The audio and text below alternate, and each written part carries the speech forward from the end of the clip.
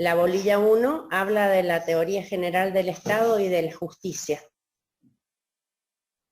Bien, entonces, vamos a comenzar hablando de lo que es el Estado, para referir al hecho de que hasta finales de la Edad Media no existía un concepto que tradujera la expresión jurídica e institucional del Estado.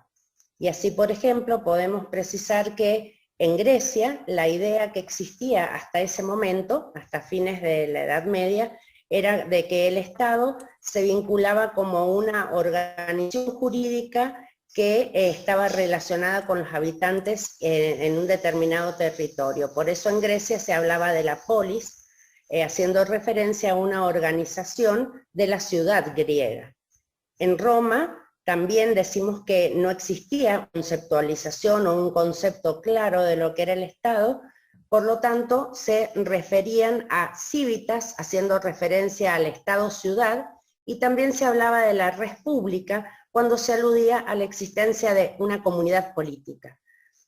La institucionalización en sí del Estado culmina en un proceso que se da a lo largo del tiempo durante el siglo XV, y entonces aparece lo que se denomina el Estado o los stato, para designar así a una organización jurídico-política y también a la forma de gobierno que podía ser tanto monárquico o republicano. La teoría del Estado. La teoría del Estado específicamente es materia de estudio en lo que hace a la ciencia política. Sin embargo, teniendo en cuenta que el derecho administrativo estudia tanto la organización como la actuación a través de lo que son los distintos órganos que la conforman, a la administración pública, es necesario hacer referencia a esta teoría del Estado, por cuanto de ella surgen las instituciones, los principios y permite así estudiar también lo que es la actividad administrativa propiamente dicha. Cuando hablamos del Estado hay que dejar constancia de que no se habla de un Estado digamos, en especial, sino que hablamos de un Estado en un sentido general, es decir, hablamos de las notas generales de este Estado, que puede ser cualquier tipo de organización jurídica o política. Es decir, que el Estado es un concepto entonces al que referimos nosotros en esta materia, es un concepto meramente objetivo y concreto. Cuando referimos al Estado o a la del Estado, podemos hablar de Aristóteles con sus distintas notas específicas, y también hacer referencia a Santo Tomás, que era el representante de la escuela escolástica.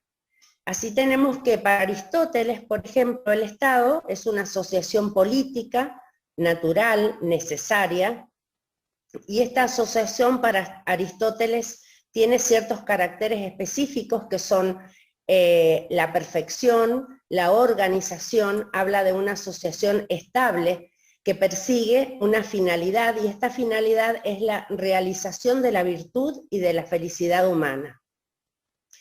Para Aristóteles el Estado es absolutamente autosuficiente, es decir, que no requiere de la ayuda o del auxilio de otras comunidades o de nada exterior para poder realizar sus fines. Y frente a este Estado, como asociación política natural y necesaria, existen otras asociaciones intermedias que hacen posible la existencia de un orden en cuanto a la convivencia de los hombres.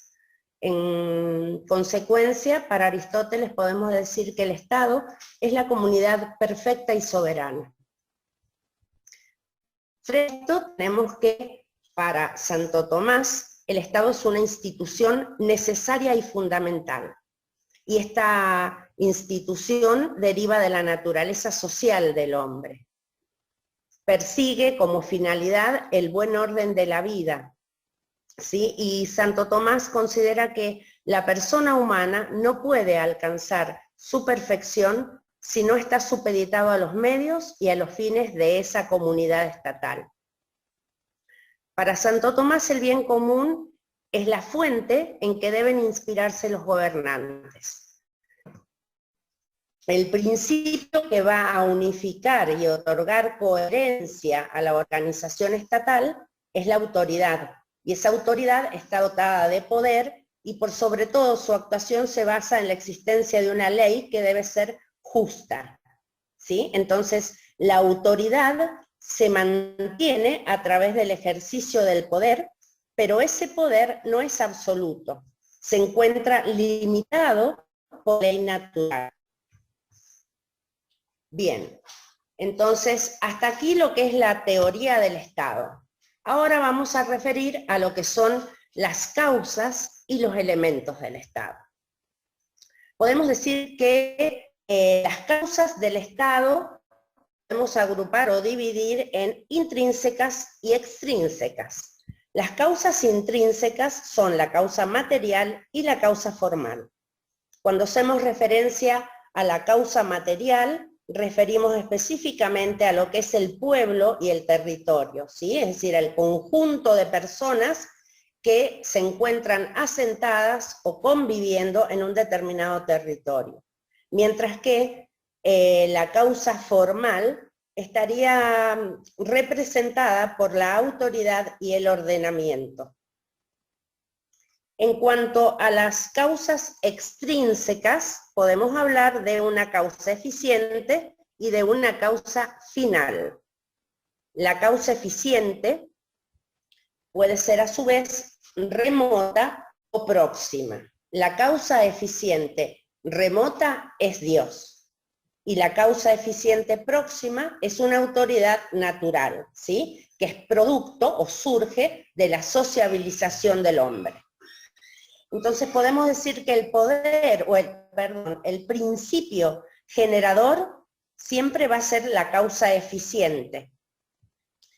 Y la causa formal, que implica el orden, está absolutamente relacionada con la autoridad y con el ordenamiento como conjunto de normas, ¿sí? Que aglutinadas refieren o tienen una conexión general con la causa material, es decir, con el pueblo y el territorio. De esta manera, entonces pueden de alguna manera entrever cómo las distintas causas del Estado se encuentran íntimamente relacionadas, ¿sí? A su vez que están relacionadas entre sí, se relacionan con lo que son o con los que conforman los elementos del Estado, el pueblo, el territorio y el poder a los que referimos en forma precedente. Bien, hasta ahí más o menos hablamos muy entrecortadamente en la clase anterior. Estos temas los he hecho así, los he resumido para que podamos intentar ver en esta clase todo lo que hace a la bolilla 1 de esta nueva materia que están comenzando a transitar, que es el derecho administrativo. Bien, ahora corresponde hablar de la cuestión de la doble personalidad. En relación a este punto, quiero destacar que el Estado es una realidad sociológica y que se desenvuelve en el mundo del derecho, ¿sí? Y para poder desenvolverse en el mundo del derecho es necesario que esté dotado y que se le reconozca una determinada personalidad jurídica, ¿sí? A los efectos de que pueda ser titular de derechos como también de obligaciones y que podamos hablar finalmente de lo que es la responsabilidad del Estado frente a actos que puedan ocasionar daños o vicios a los ciudadanos. Entonces, es necesaria referencia en este tema al hecho de que no siempre se reconoció, así como no siempre hubo o existió un concepto determinado de lo que era el Estado, también el tema de la personalidad transitó por distintas etapas a lo largo del tiempo. Entonces, las raíces de la personalidad del Estado surgen en Roma, en las ciudades italianas, que en primer momento fueron conquistadas, ¿sí? Y que se necesitó dotar cierta personalidad y reconocerles un cierto poder de acción. En la actualidad, se entiende que el Estado goza de una personalidad que es preexistente y que es producto de una realidad social. En este sentido se habla de lo que es la teoría de la institución, que parte de la idea de considerar al Estado como la institución de las instituciones, es decir, como una institución soberana que preexiste a la idea de los hombres que la componen y que, digamos que se trasciende en el tiempo al periodo, digamos, de vida de estas personas humanas que lo conforman. En este sentido podemos decir que la teoría de la institución parte de la idea de considerar que existen tres elementos. Uno de ellos es la idea de una obra a realizar por un determinado grupo social. El segundo elemento es el poder organizado puesto al servicio de esa idea directriz. Y como tercer elemento tenemos la manifestación de comunión de los integrantes del grupo social, es decir, esa adhesión a la idea directriz que los va a aglutinar. Y los aglutina en relación a la idea que se persigue y a los medios que se emplean para alcanzar un determinado fin.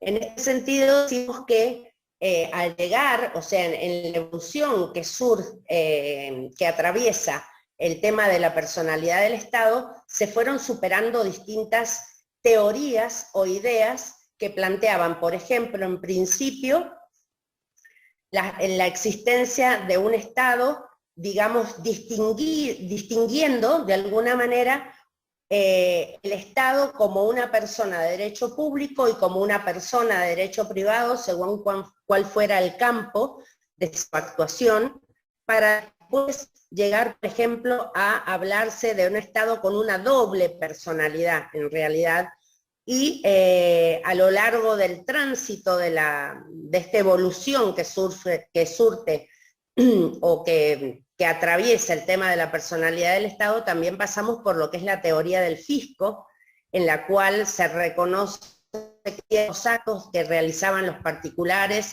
eran semejantes a los que realizaba el Estado. Esos actos que realizaban los particulares que se encontraban sometidos o regidos por las normas del derecho privado, también lo hacían con relación al Estado. Entonces de esa manera se entendió que se podía llevar ante la justicia al Estado a través del fisco, y entonces ahí quedó una parte de la actuación del Estado subsumida en lo que es el derecho, pero otra parte de su actuación, la actuación en el campo de la política o los actos de gestión, quedaban fuera del derecho, ¿sí? Entonces toda esa evolución que se da a lo largo del tiempo termina en, podríamos decir, en esto que es la teoría de la institución, reconociéndose que el Estado posee una personalidad jurídica que le permite desenvolverse en el campo del derecho y que independientemente del hecho de celebrar actos o realizar una actuación en el ámbito público o subsumida en el derecho público, también puede serlo realizando actos que se encuentren regidos por las normas del derecho privado. Pero no obstante ello, la personalidad es una del Estado y su actuación puede desenvolverse en los dos campos del derecho, ¿sí? Y por lo tanto, algunos actos estarán regidos por el derecho público y otros actos quedarán subsumidos o regidos por el derecho común. Pero en ambos casos va a ser responsable el Estado y el Estado se considera entonces como detentando una única personalidad. Bien, este tema de la doble personalidad jurídica del Estado lo van a ver con más detenimiento cuando vean la bolilla 3, ¿sí? Bien, el próximo punto que nos convoca en este momento es el de las funciones del Estado y la doctrina de la separación de los poderes. Para hacer referencia a esta doctrina, esta teoría, tenemos que referir específicamente a Montesquieu y a su obra El espíritu de las leyes, que datan del año 1748. La teoría de la separación de los poderes es un alegato, digamos, contra la concentración de poder y en favor tanto de los derechos individuales como de la necesidad de que exista una división y separación de los distintos órganos. Esta teoría parte de la premisa de que todo órgano que tiende naturalmente a abusar de él. Por ello, se entiende que es necesario imponer un sistema de frenos y de contrafrenos de manera tal que se asignen porciones de ese poder estatal a los distintos órganos, tanto ejecutivo, legislativo como judicial. Y entonces de esa manera se entiende o se sostiene, se va a asegurar tanto la libertad del hombre como el poder lograr el bien común. Ahora bien, en cuanto a su aplicación, esta teoría o doctrina de la separación de los poderes se ha hecho efectiva de distintas maneras en los distintos países. Así tenemos, por ejemplo, que en Inglaterra se reservó el juzgamiento de los actos del Poder Ejecutivo a los órganos judiciales. Y la administración entonces no tenía prerrogativas, rigiéndose por las mismas normas que los particulares en cuanto a su actuación. Frente a esto tenemos que en Francia, desde la Revolución Francesa, la función del juzgamiento de los actos del Poder Ejecutivo le correspondía a la administración, pero luego se crean distintos tribunales administrativos. Así, por ejemplo, el Consejo de Estado. Entonces, esta doctrina o teoría de la separación de los poderes lo que trata de hacer es adjudicar a cada una de las funciones del Estado a distintos órganos separados, ¿sí?, dotándolos de una independencia orgánica. Pero lo cierto es que aún en aquellos países donde se ha aplicado estrictamente la teoría de la separación de los poderes, nunca la separación o la independencia se ha dado como se pretendió a través de su postulación. Lo que ocurre en realidad es que existen distintas funciones del Estado, entre las cuales tenemos en un nivel superior la función gubernativa, y después tenemos la función administrativa, que refiere a una actividad permanente, práctica, inmediata, la función legislativa, que hace referencia a una actividad que implica el dictado de normas generales y obligatorias, y finalmente una función jurisdiccional a través de la cual se adoptan decisiones o se resuelven controversias con fuerza de verdad legal. Estas tres funciones, la función administrativa, legislativa y jurisdiccional, deben perseguir fundamentalmente la realización del bien común, ya sea en una forma directa o en una forma indirecta. Bien. Dicho esto, vamos a empezar a hablar de cada una de estas funciones de la administración. En primer lugar, tenemos la función administrativa. Previo a hablar de las distintas condiciones, tenemos que decir que los antecedentes o los orígenes de la administración pública contemporánea, en un sentido subjetivo y orgánico, datan de la era napoleónica, ¿sí? Donde surge o se da una transformación fundamental del papel que cumplía la administración, aumentándose progresivamente sus competencias, ¿sí? De manera que la administración o la idea de la administración terminó haciendo referencia a un complejo orgánico que cumple múltiples funciones y actividades. Es decir, vemos cómo se supera en la realidad esta teoría de Montesquieu, ¿sí?, de la separación de los poderes con porciones de poder asignados a cada uno de los distintos órganos del Estado, y vemos de esta manera que la administración comienza, digamos, a través del tiempo a tornarse en un cúmulo, una institución, digamos, que está colmada o a la cual se le agregan constantemente a lo largo del tiempo distintas funciones, competencias y actividades. Entonces podemos, una vez que hemos establecido cómo surge o cuál es el origen de esta administración, vamos a ver cuáles son las distintas concepciones de esta función administrativa. En primer lugar tenemos la concepción subjetiva u orgánica, y esta concepción lo que toma en cuenta o lo que considera es la función o la actividad, teniendo en cuenta qué órgano la desempeña, sin que le importe o sin que haga referencia al contenido de la actividad. Entonces, tenemos que, por lo tanto, según esta concepción subjetiva, la administración va a ser una zona o un sector de la actividad que desarrolla el Poder Ejecutivo, ¿sí? Pero en ese sentido se van a incluir dentro del concepto de administración a actividades que materialmente no son administrativas, como por ejemplo la actividad reglamentaria, que materialmente sería legislativa, y la actividad jurisdiccional.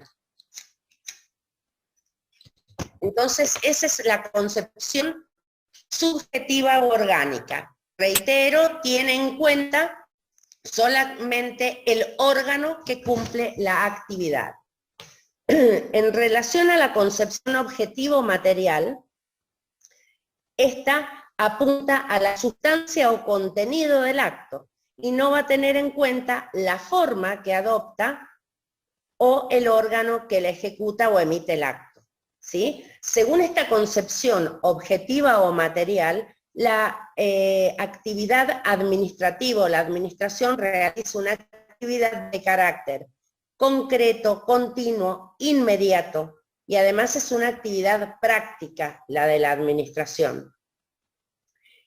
Algunos partidarios o algunos doctrinarios también entienden que, además de que esta actividad administrativa es concreta, continua, inmediata y práctica, se dice que también persigue el bien común. Lo cierto es que para esta concepción material u objetiva, quedan fuera del concepto de lo que es la administración toda actividad típicamente privada, como podría ser la de industria y la de comercio. La actividad administrativa, entonces, en un sentido material, es aquella actividad que en forma concreta, continua, inmediata y práctica desarrollan los órganos estatales para alcanzar el bien común. ¿Sí? Entonces, concepción o concepto subjetivo u orgánico tiene en cuenta el órgano que desarrolla la actividad. Hablamos de la concepción subjetiva, teniendo en cuenta el órgano que cumple la función administrativa.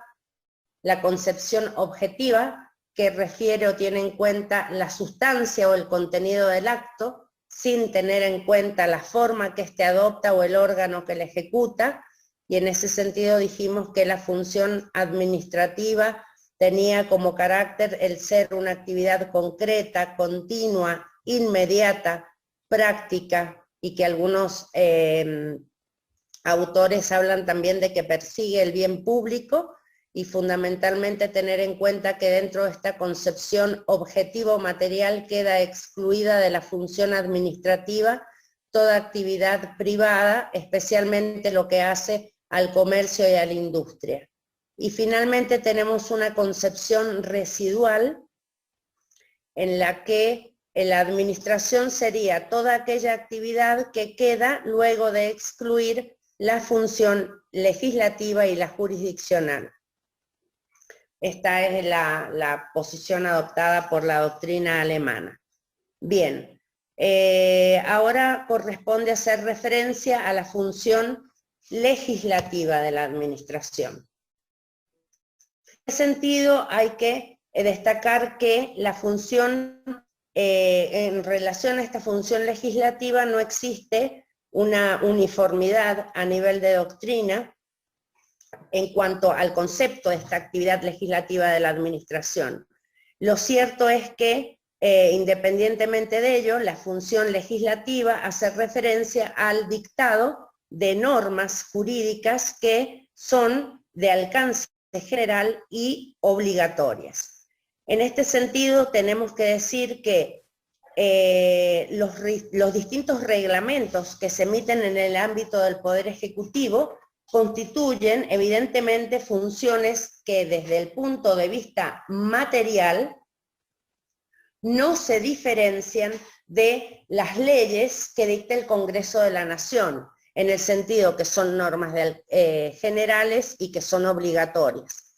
No obstante ello, hay que hacer la distinción en cuanto a la jerarquía, porque obviamente no tienen la misma jerarquía las normas que emite el Congreso de la Nación con relación a estos reglamentos que emite la administración.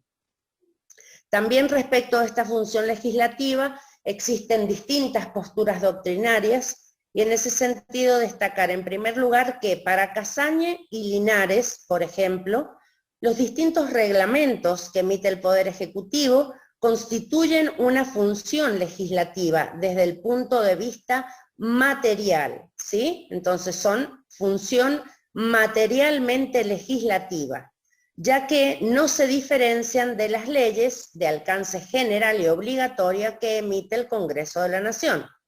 En este sentido, se reconoce que las leyes que dicta el Congreso tienen una jerarquía normativa superior, que el Poder Ejecutivo tiene reconocida potestad de legislar a través de los reglamentos, y esto es con sustento en lo dispuesto en el artículo 99, inciso 2 de la Constitución Nacional, y también en ese sentido se reconoce que el Poder Judicial también tiene reconocida potestad legislativa a través del dictado de sus reglamentos internos, y esto está dispuesto en el artículo 113 de la Constitución Nacional.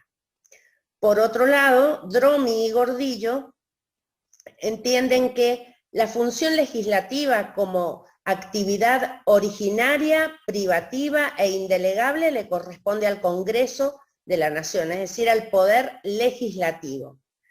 Y en ese sentido establecen que la función legislativa se encuentra caracterizada o determinada por, en primer lugar, por el órgano que la cumple, en segundo lugar, por el procedimiento específico que está fijado a través de la Constitución Nacional, y en tercer lugar, por el alcance, en el sentido de que el espíritu de la ley no puede ser alterado por un reglamento emitido por el Poder Ejecutivo, sino que podría solamente ser modificado o alterado a través de una ley del Poder Legislativo. En ese mismo sentido, Farrando, adhiriendo a la posición de Dromi y de Gordillo, entiende que la función legislativa solamente la realiza el Poder Legislativo, que es un órgano complejo que está integrado a su vez por la Cámara de Diputados y la Cámara de Senadores. El Poder Ejecutivo entonces y el Poder Judicial no ejercen funciones legislativas. Ello de conformidad con el artículo 99, inciso 3 de la Constitución Nacional, que prohíbe al presidente, bajo pena de nulidad, emitir disposiciones de carácter legislativo. A su vez, cita el artículo 76 de la Constitución Nacional, que prohíbe la delegación legislativa en el Poder Ejecutivo. Bien, entonces hasta ahí la doctrina divide en dos grupos, ¿sí? Casagne, por un lado, junto a Linares, que entienden que el dictado de estos reglamentos por parte de la administración implicarían el ejercicio de una función materialmente legislativa, es decir, teniendo en cuenta ¿no es cierto?, el hecho de que son normas de carácter general y obligatorias. Y por otro lado tenemos a Dromi, Gordillo y Ferrando, que entienden que la función legislativa solamente le corresponde al Poder Legislativo en función o con fundamento en las normas específicas de la Constitución a las que hemos hecho referencia. Bien, vamos a hablar ahora de la función jurisdiccional de la administración. Gordillo y Dromi entienden que la administración está facultada para dirimir y decidir sobre algunas controversias. Y en este sentido, cuando lo hace, realiza o ejerce o cumple una actividad semejante a la jurisdiccional. Pero nunca la administración va a cumplir funciones jurisdiccionales propiamente dichas. ¿Por qué? Porque adolece de dos elementos que caracterizan a dicha función. Uno de esos elementos sería la definitividad de sus resoluciones, y el segundo adolece también de la imparcialidad e independencia del órgano emisor. Porque cuando la administración ejerce una función semejante a la jurisdiccional, siempre es juez y parte, de allí que se hable de que no haya imparcialidad e independencia. Entonces, para Gordillo y Dromi, el ejercicio de este tipo de funciones por parte de la administración es semejante a la jurisdiccional. Para Casagne, el ejercicio de funciones jurisdiccionales por parte de los órganos administrativos tiene carácter excepcional, ¿sí? Por ejemplo, sería la actuación del Tribunal Fiscal de la Nación. Para poder hablar sobre este tema, vamos a tocar dos fallos jurisprudenciales que han sido de gran envergadura o que han permitido sentar cuál es la posición con respecto a este ejercicio de funciones jurisdiccionales por parte de la administración. El primero de ellos es el fallo Fernández Arias contra Poggio, data del año 1960, y bueno, ¿cuáles son los hechos en este caso? Tenemos que existían una serie de leyes dictadas por el Congreso de la Nación, a través de las cuales se ordenaba al Poder Ejecutivo organizar el Ministerio de Agricultura, dentro del ámbito del Ministerio de Agricultura, las cámaras regionales paritarias de conciliación y arbitraje obligatorio. Y a la vez que organizaba estas cámaras regionales, organizar también una cámara central. Estas cámaras iban a estar integradas por representantes de los propietarios de terrenos rurales y arrendatarios y aparceros, ¿sí? Entonces, están estas leyes que crean estas cámaras regionales y una cámara central que van a resolver los problemas de los arrendatarios. Una vez que se crean estos organismos, los mismos se organizan, como dijimos, a través de las cámaras regionales que van a tener competencia exclusiva en la decisión de todas las cuestiones que se susciten entre arrendatarios y arrendadores con motivo de los distintos contratos de arrendamiento o parcerías rurales, ¿sí? Y si bien estas cámaras regionales son quienes deciden estos conflictos, va a haber o va a existir una cámara central a donde se va a poder plantear, digamos, a modo de apelación, ¿sí? Y frente a la decisión de esta Cámara Central solamente existía o se preveía la posible interposición de un recurso extraordinario que iba a ser resuelto por la Corte. Entonces tenemos cámaras regionales, una Cámara Central y, en última instancia, la Corte a través de un recurso extraordinario. En el caso que hablamos, es decir, de Fernández Arias contra Poggio, tenemos que la Cámara Regional de Trenquelauquen condena a Poggio a entregar el predio, respecto de cuyo arrendamiento se había planteado ahí un problema, le ordena entregar el campo a Fernández Arias. Y el condenado entonces dedujo, él va en apelación a la Cámara y después va con el recurso extraordinario, ¿sí? Porque siempre se le rechazó su pretensión. Entonces, cuando ocurre ante la Corte, lo que hace Fernández Arias es alegar la inconstitucionalidad de las leyes que se habían emitido y que creaban estos tipo de tribunales administrativos dotados de facultades jurisdiccionales, invocando que la creación de dichos tribunales, que son las cámaras regionales, vulneraba o contrariaba lo dispuesto a través del artículo 95 de la Constitución Nacional, que impedía al Poder Ejecutivo ejercer funciones judiciales, ¿sí? Por lo tanto, el alegato o la fundamentación del planteo realizado estaba en ese sentido, diciendo que se violaba la norma del artículo 95 de la Constitución. Además, se invocó la violación al artículo 67, inciso 11, que faculta de la Constitución, entendiendo que se facultaba a estas comisiones o cámaras paritarias para resolver sobre materias que eran propias de las autoridades judiciales, ¿sí? Y además se dice que se vulneraba el artículo 18 de la Constitución Nacional, es decir, el derecho de defensa en juicio de la persona, y esa defensa en juicio implica una actuación ante el Poder Judicial.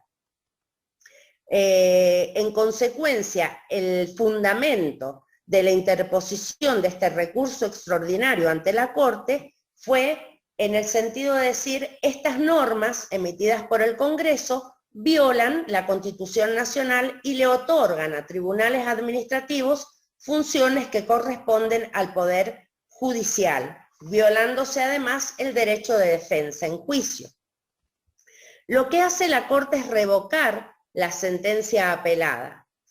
Entonces la Corte declara en primer lugar la inconstitucionalidad de las normas impugnadas, pero deja sentado que es absolutamente compatible con la Constitución Nacional la creación de esos órganos administrativos con facultades jurisdiccionales, ¿sí?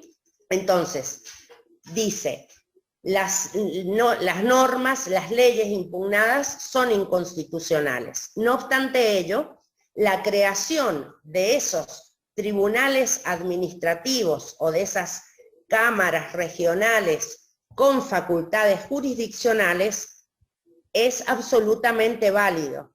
Y el sustento de la validez de esos tribunales u órganos administrativos en relación a que la administración ha ampliado en la actualidad de tal manera sus actividades que, si bien la función de juzgar le corresponde al Poder Judicial, en este caso la decisión que se adopta y que es semejante a la jurisdiccional propiamente dicha, la puede llevar a cabo la administración.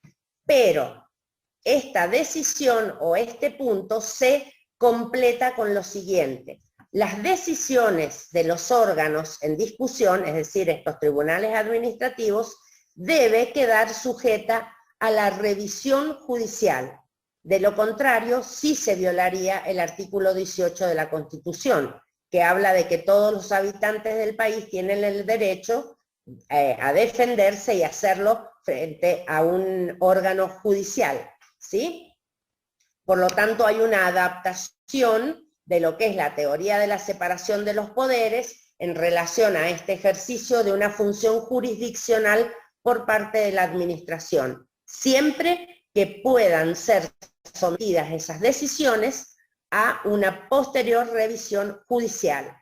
Además, o completando esta idea, lo que establece es que la instancia judicial es obligatoria, pero que no se satisface con la sola previsión de un recurso extraordinario ante la Corte, sino que la posibilidad que tiene que tener el particular es de acudir al Poder Judicial a través de todas las instancias, ¿sí? Es decir, primera instancia, Cámara, Corte.